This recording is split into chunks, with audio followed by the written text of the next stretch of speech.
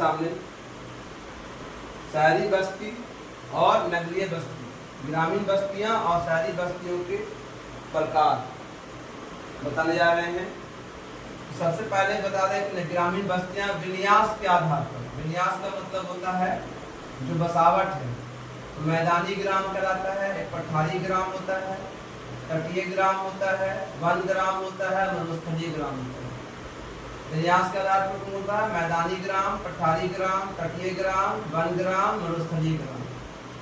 कार्य के आधार पर कितने ग्राम होते हैं? कृषि ग्राम, मछुआरों का ग्राम, लकड़हारों का ग्राम, पशुपालकों का ग्राम। आकृति के आधार पर जो होते हैं वो आपके 7 होते हैं। रैखिक ग्राम, आयताकार ग्राम, सबका फोटो भी दिया हुआ है, इस तरह से होता है। तारा आकार का ग्राम माने गांव, टी आकार का ग्राम, वाई आकार का ग्राम, वृत्ता आकार ग्राम और दोहरा ग्राम। तो ये हो गया आपका ग्रामीण बस्तियां होती हैं।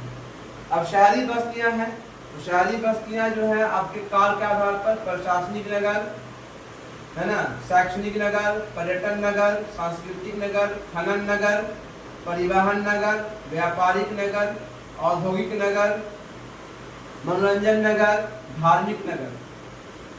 और बसावट के आधार पर अगर है आबादी के हिसाब से कस्बा है ना, जिसकी आबादी 5000 से 50000 के बीच में, ठीक है। नगर जिसकी आबादी 1 लाख से 50,000 से लेकर के 10 लाख के बीच में होती है। शहर की आबादी जो होती है, जिसकी शहर को सिटी कहते हैं, ये बहुत बड़ा होता है, छोटा भी होता है।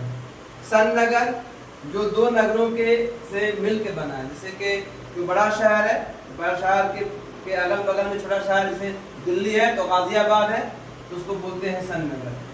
फिर आपका हो गया विश्व नगरी, जो विश्व में बहुत सारे नगर मशहूर है, फेमस है, वो हो गया आपका। फिर मिलियन सिटी, मिलियन सिटी में हो गया जिसकी आबादी 10 लाख से 1 करोड़ के बीच में है, तो मिलियन सिटी। और मेगा सिटी जिसकी आबादी 1 करोड़ से ऊपर है, तो मेगा सिटी।